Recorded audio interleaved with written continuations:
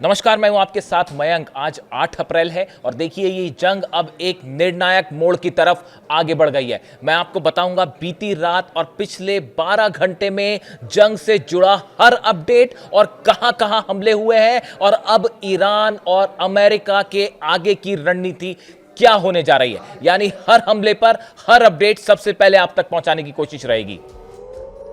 देखिए, जो बात मैंने आपको पिछले वीडियो में कही थी बिल्कुल वही हुई। डोनाल्ड ट्रंप ने हार स्वीकार कर ली है और डोनाल्ड ट्रंप ने सीज फायर का ऐलान कर दिया है। डोनाल्ड ट्रंप के सोशल मीडिया साइट पर इस बात का ऐलान किया गया और व्हाइट हाउस ने भी इसको कंफर्म किया कि 2 हफ्ते के लिए डोनाल्ड ट्रंप ने और अमेरिका ने सीज फायर का ऐलान कर दिया है। लेकिन इसके साथ बड़ी खबरें ये भी है कि सीज फायर के ऐलान के बाद भी इजराइल के ऊपर मिसाइल गिर रही हैं। बीरशेवा के ऊपर मिसाइल्स देखी जा रही हैं। तेल अवीव के ऊपर लगातार हमले हो रहे हैं। यानी ईरान की तरफ से अभी मिसाइल हमले नहीं रोके गए हैं।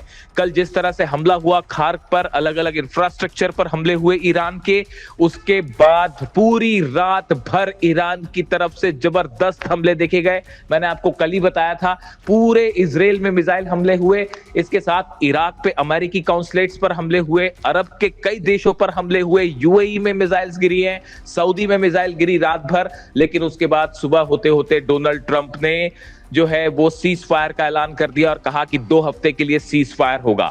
अब सवाल यह है, क्या ईरान को यह सीज फायर मंजूर होगा?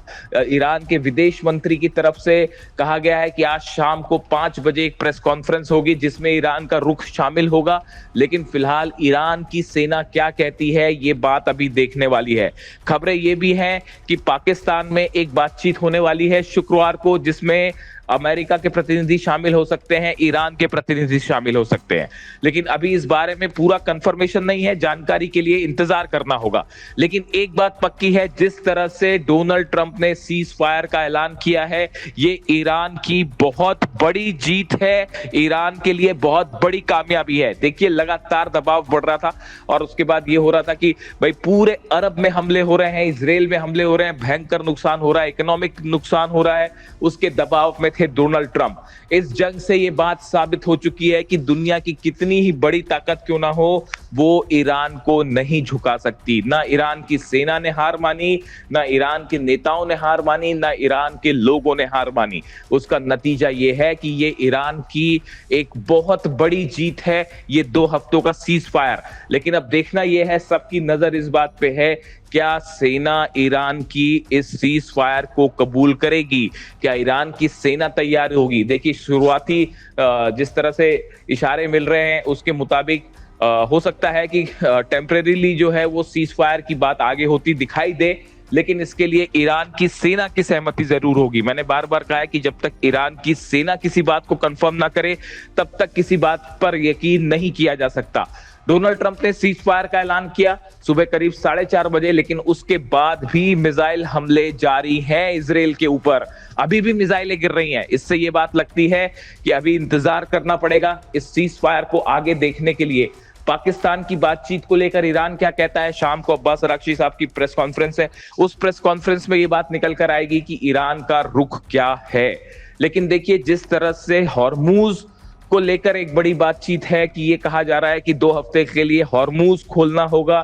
ये इस बात को लेकर ईरान क्या कहता है, क्या ईरान हॉर्मूज खोलने के लिए तैयार होगा? ये अभी सोचने वाली बात है। इस पे देखना होगा कि ईरान की सेना क्या कहती है।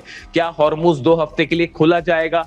अगर हॉर्मूज खुलता है, इससे दुनिया भर में जो ऑयल और गैस को लेकर एक बड़ी समस्या है, उस पर राहत मिल सकती है। लेकिन ये तभी हो पाएगा जब ईरान की सेना, मैं एक बार फिर कहूंगा कि ईरान की सेना राजी हो। कल जिस तरह से हमले हुए थे, तभी मैंने वीडियो में अपने ये कहा था कि ये हमले टॉम हॉक मिसाइल से हैं, फाइटर जेट से कम हमले हैं। और जेडी वेंस ने हमलों के बाद ही कहा कि अब कभी भी जंग रुक सकती है। उसी से यह बात साबित हो चुकी थी कि डोनाल्ड ट्रंप अब इस जंग से भागने की तैयारी कर रहे हैं। डोनाल्ड ट्रंप इस बात को स्वीकार कर चुके हैं कि ईरान को नहीं हराया जा सकता और सारे बेसिस तबाह हो चुके हैं, बड़ी कैजुअलिटी हो रही है।